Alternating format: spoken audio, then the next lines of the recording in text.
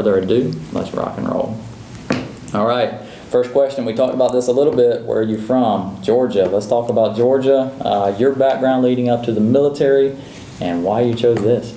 Yes, so I am a military brat. My parents are Army, Okay.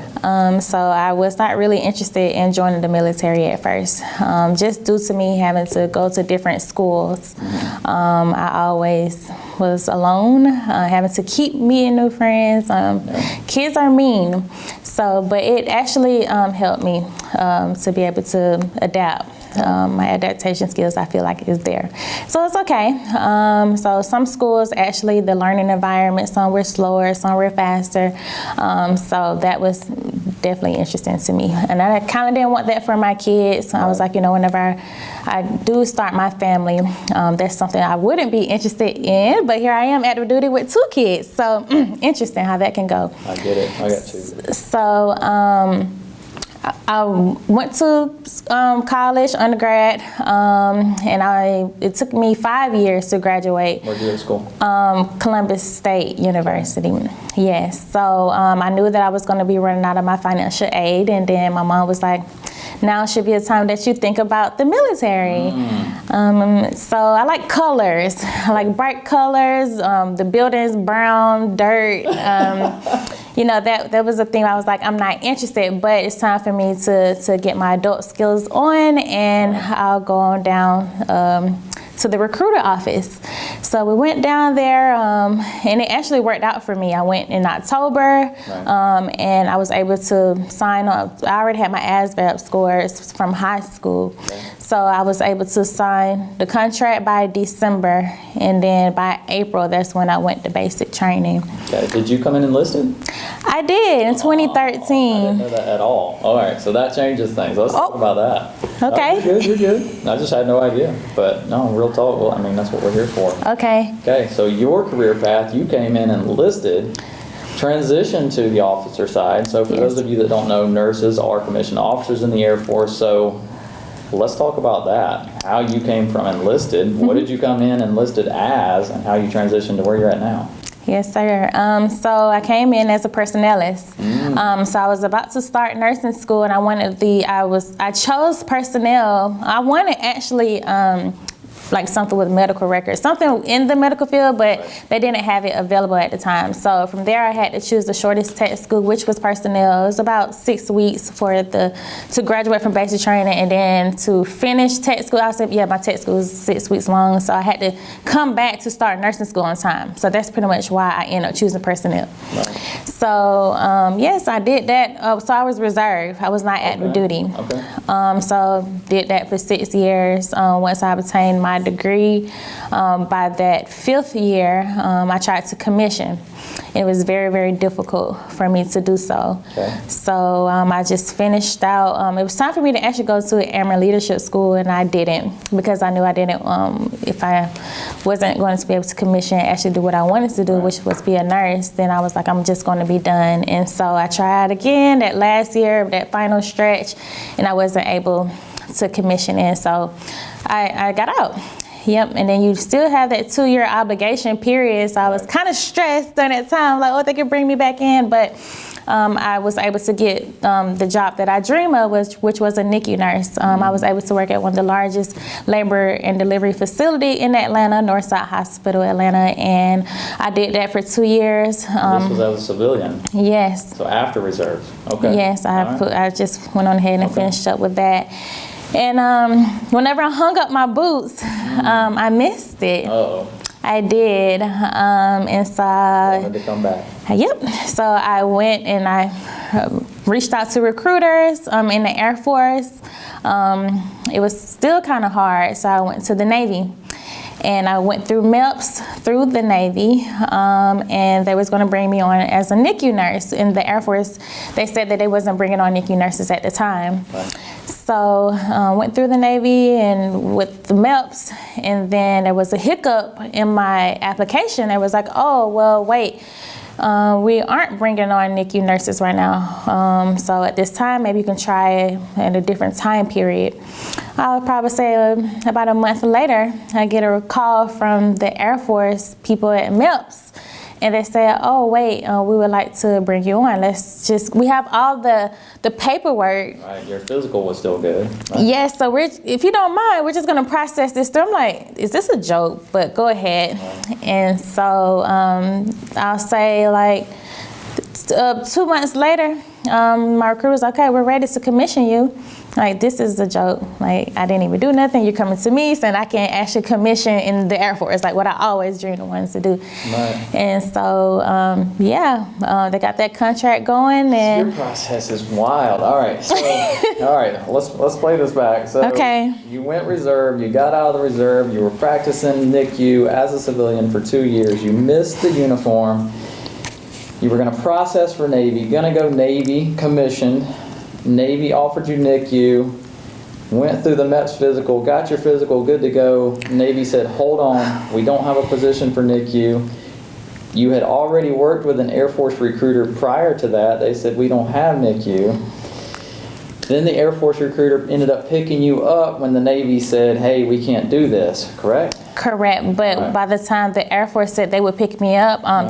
they did say I could only come in as a med-surg nurse. Okay, so it was not NICU, but it was med-surg, clinical. Yes, and I wanted to commission that bad, so I was like, you know what, that's fine. Yeah. I was waiting to commission. It's still a bit of a process to get started. Like, signatures, everything has to be aligned, and that stuff takes a. Sure. So I enrolled into school. Okay, my master's, pediatric and nurse practitioner.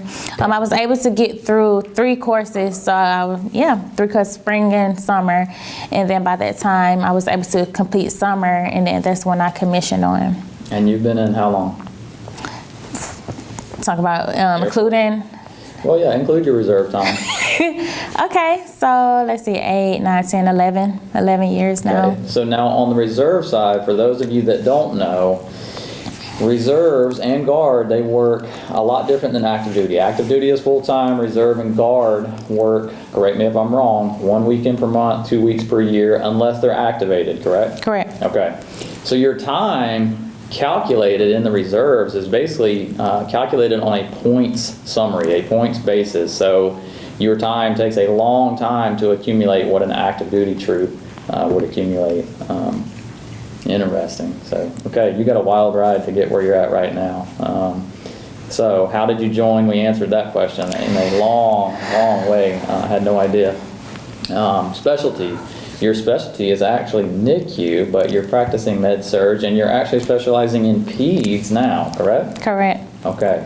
So let's talk about that. Your day-to-day, what does that look like as an Air Force med-surg nurse? Yes, so this is a clinic setting, so I do triage, okay. High priority, or just normal follow-up appointments with pediatrics. But I do help assist with family health.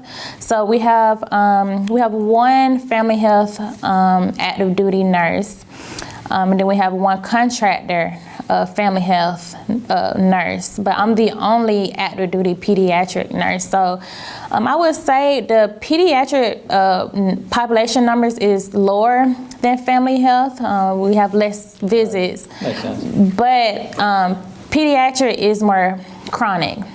It takes a long time to actually get their diagnosis. It comes initially like minor, right. But then later on it can create a bigger problem. So I feel like and then you have to soothe the parents as well. So those visits takes longer. So although I see fewer patients than the family health nurses, it still equals out to the same number of time, the amount of time that's spent, even though they see more patients. And how long have you been here at Beale? This is my 3rd year. 3rd year here. So what's next for you? You're right at, so when you signed, was it a 3-year contract? Yes. All right, so you're right around that time of either stay or go. What are Correct. you thinking? Yeah, so like I said, I was getting my master's before I commissioned. So the Air Force have a program called the AFIT. Air Force Institute of Technology, okay. Yes, so I applied 2 times, all right. And I did not get selected. This is for a fellowship? Yes. Okay. For pediatrics specifically. Okay. So this is for NP? Yes, for my doctorate. Gotcha. Yes, so will be my third time that I apply. Interesting. And if I get accepted in, then I'll go that route. But you also, the Air Force, they can put a year hold for you, like a cap, right, so that you don't have to PCS during your PCS time. So really, my PCS season wouldn't be until 2026. Mm-hmm. They'll still give me one more year to get that fellowship, because once you PCS, right, you have to have at least 2 years time on station. So they are supportive in that way.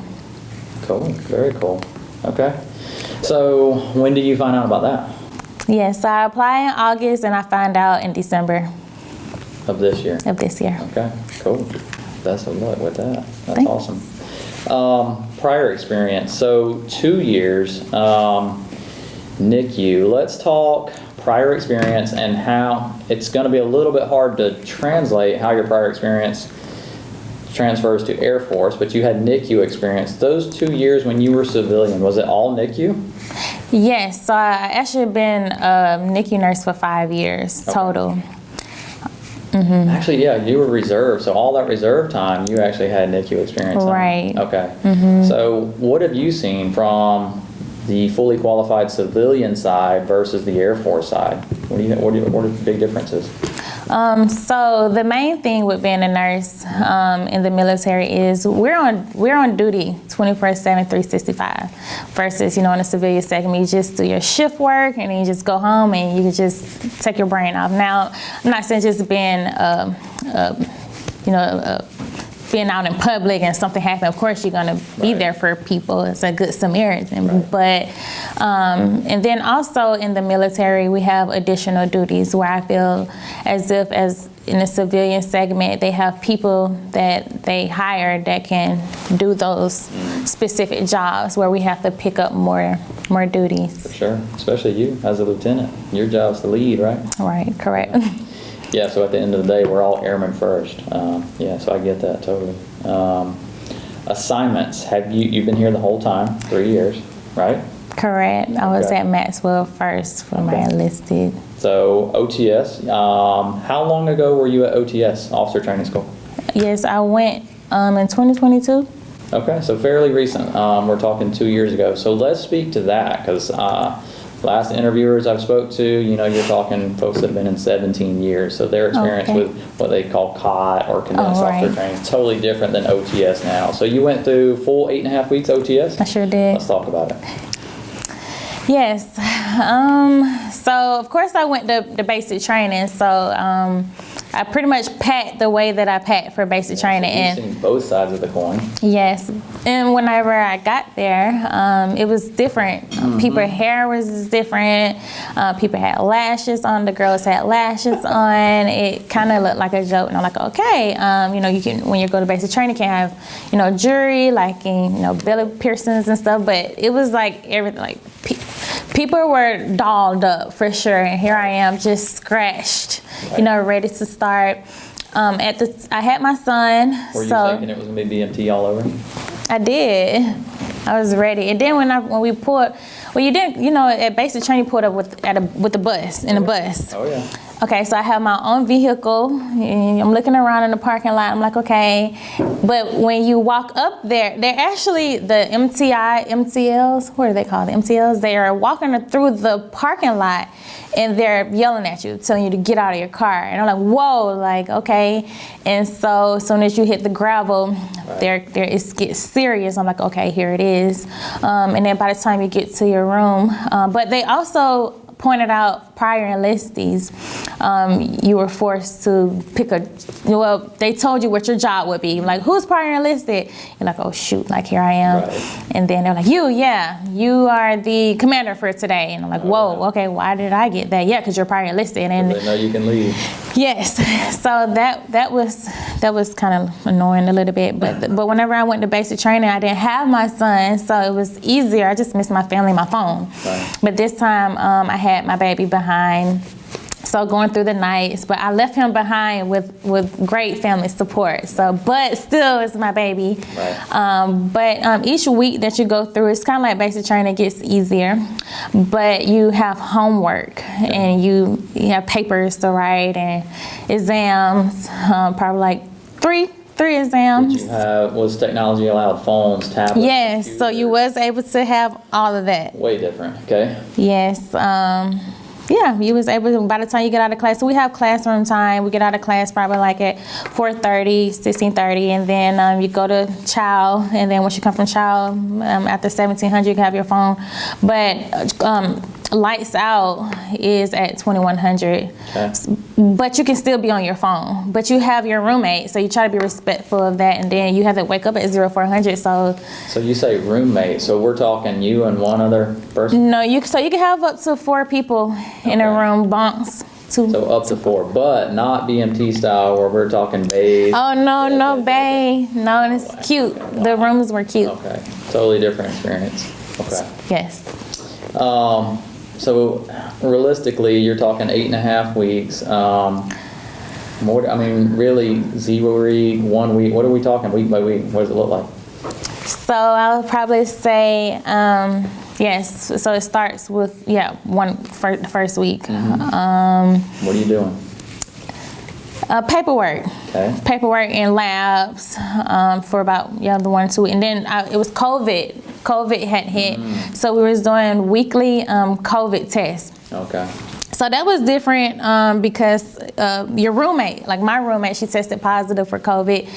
So I was nervous, but we didn't go into a quarantine. Honestly, we probably tested for COVID every day. Wow. We would, when we're in our classroom, we'll do self-swab. Until I think we did that for about 2 weeks straight, daily. And so my roommate, she tested positive, and then they put them on a different floor. So everyone that tested positive, when we had to bring them their lunch, That was the quarantine floor? it was a quarantine floor, and they were secluded. They had their time where they was able to go outside during certain time periods, but we had to bring food for them. Like prisoners. It was pretty bad. It was pretty sad. But by that time, I had my room to myself. But I missed my roommate. You need a roommate. You need help because you don't know really. You have to depend on one another to set your closet up, to study. You're alone, and you have a hallway where other people is in, but they have their own people. So it was lonely. Yeah. It was lonely in there. But as the weeks went by, you got stronger. So you have different phases. It's real. They teach you about it whenever you is with a group of people.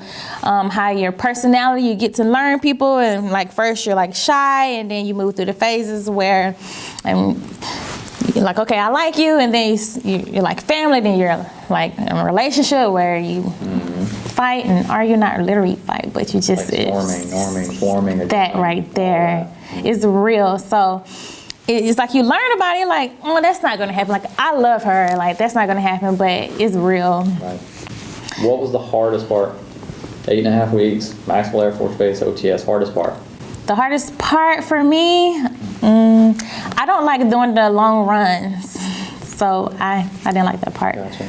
PT test you have to do there? You have to do the full, I know they did a deviation, but you had to do, but. Did they have the alternatives like the hammer run? No, okay. You couldn't do that. So all of that, I'm sure, has changed by this point. I would think they still are offering hammer run at this point, alternative sit-ups, alternative push-ups. Those are a thing now. Travel opportunities. So in your short time of being here, have you had any travel opportunities, TDYs, training, fellowships you spoke about, humanitarians, deployments? Can you speak to TDYs, humanitarians, or deployment? TDY, yes, I go to Travis. Okay. Yeah, we have to get our clinical hours and experience because, like I said, it's a clinic, so I don't get really hands-on. So you pretty much have like 2 days on med-surg. They give you 1 day of ICU, 1 day of ER, 1 day with Aerovac, and then they give you a miscellaneous, so I do pediatric during that time. And then we do have a contract with Renown in Reno, so I'm actually going there in June for 2 weeks to get some experience in the ER. Okay. So as far as humanitarian, no, and deployments, I haven't had opportunity to go on deployment yet. Fair enough. So clinical rotations happen how often here for you? Like when you go to David Grant at Travis, how often? So it's pretty much based off hours. Okay. So just what you need, whatever you need. Okay. Let's talk benefits. You've seen both sides. You've seen Air Force Reserve, and you've seen Air Force Active Duty, and you've seen civilian NICU. What benefit really sticks out as most beneficial for you or your family that the Air Force has on the table? Yes, I would say if you're single with no kids, Reserve is for you, yourself only. But once I had my son and my husband now, after my son, I even though my husband had his benefits and through his job, and my son actually went up under him because it's expensive being in the reserve and bringing your family along, but it was just cheaper to have my son under his insurance on a Blue Cross Blue Shield. But once we got married, we just think as a unit. So that's when I was like, it's just best to go active duty. And then as far as myself, I'm the oldest of my siblings. My mom, she tried to push me to get my own, right? When I say get my own, I'm talking about my health insurance. Okay, sure, but it helped me whenever I joined the military because it's pretty much already set up for you. Your life insurance, I was like, oh my God, this is cool. Like, all I had to do is pay like $2. Like, this is cool. And then dental, but I think as a reservist, I think you have to go find your own, of course. But you get your normal cleanings, so I just like how the fact is everything is already set up for you. And I was young and I didn't know how to set all that stuff up. 401k, I would never started that as well. And then what else did you ask? Like the benefits, just talking benefits. And then the post 9/11, I was able to use that to finish paying for school, which was the main reason why I had joined. Yep. And then now that I'm active duty, I see the benefits for my family, being able to have free health care, because it's expensive. And then also the GI Bill, I'm able to pass it down to my spouse or my child, and just travel opportunities. My husband, he was centralized, so like I said, I was military, so I was able to travel, but given a second advantage of that, it's expensive. Who's just gonna be on the East Coast and move all the way to the West Coast? So the reason why I'm like, next time maybe I'll get it something Oconus. Right. But yes. Yeah, all expenses paid move. So I've done it as well, coast to coast, from Miami all the way to Washington State. So I'll pay the whole way. Education, you touched on this a little bit. You talked about fellowship opportunities. What other fellowship opportunities are out there, education opportunities for an active duty nurse? Yeah, so we have specialties. Like there are some people who want to do like nurse anesthetist. CRNA. Mm-hmm. So you can get also board certifications, which I actually just obtained mine in the military. The Air Force actually paid for it, and then now I can get a bonus according to. For your master's, right? Your NP? You said what now? That's for your master's, your NP? No, actually, in order to make major as a nurse in the Air Force, you have to have a board certification. Okay. So they kind of push you to be great, actually, because on the civilian segment, you don't have to get a board certification, but through the Air Force, in order to make rank, you have to have a board certification. And like I said, they pay for it. When you pass, because I failed the first time, and then I took it again. I just passed it, actually, and it'll help with my application, thanks, with AFID. So like I said, with the certification comes a bonus. Okay. Yeah. Last question. Military versus civilian, with endless opportunities and pay available throughout the nation for fully qualified nurses now, and travel nurses, and new grads. what separates us, Air Force, or why? If you could speak to maybe a high school, not even high school, let's talk college seniors that are about to have their BSN, and maybe they don't know this is out there. Why? Why should they do this? Why should they choose Air Force specifically or the military? Air Force nurse. Yes, I think it's pretty cool. I think that we have the opportunity to even, like I said, I've never had an opportunity to visit Aerovac, and I think it's pretty cool just learning the planes, like just learning. You have to learn the plane, and you have to actually be a certain height. I met that height requirement. I think you're like, if you're 4'11", you can't even do it. So yeah, I think 5'4" maybe for aircrew. Yeah, that's something like that. And then I don't know about any other branch as far as what opportunities that they have, but I could just speak on behalf of the Air Force. They're just supportive. It's just a supportive family. Even when I was getting my degree, when I was enlisted, I was able to study at work. Like once I was able to complete my work, my NCO, they would just let me study because they knew what my goal was to obtain my degree. So I just feel like it's just a supportive family. Then whenever I go and tell my mom about my day, she's like, "Oh wow, see, when I was in the Army, it was not that way." So I was gonna ask, were your parents, your mom and dad, both military? Yes, both Army, and they were just telling me not to do it. Just saying it was just super hard. And I was like, Air Force, like it's just so nice. Being, what got you to Atlanta? Like, where were they stationed at that got you to Georgia or Atlanta or Columbus, that whole area? So we pretty much from Texas to Virginia to Florida, and then from Florida, the last station was in Fort Benning. Gotcha. And so that's the one. Okay. That's how I ended up there. I got a lot of family over there. A lot of family all over Georgia, Central, Coastal, Columbus, brother, Atlanta. So cool. Awesome. Yeah, I think we're at a good stopping point. I think that's a wrap. In closing, I would like to thank the 9th Med Group for hosting. This is their conference room. 9th PA for the video support, the mics, couldn't have done it without them. Also the post-production going into this. Furthermore, definitely check out show notes. If the LT is willing to leave her information, we will post it down below in the show notes for applicants to reach out if they have Air Force nursing specific questions. We do like to leave contact information for those applicants to be able to reach you, but totally your call on that. And as always, if you have recruiting specific questions or are interested in learning more about Air Force, whether it be full-time active duty, Air National Guard, Air Force Reserve, check out airforce.com. You can apply there as well. If you're currently a nurse, graduating with your BSN within 1 year in the Bay Area, NORCAL RENO area, you can apply directly with our office at the org box listed below in the show notes. And with that being said, you're out. Peace.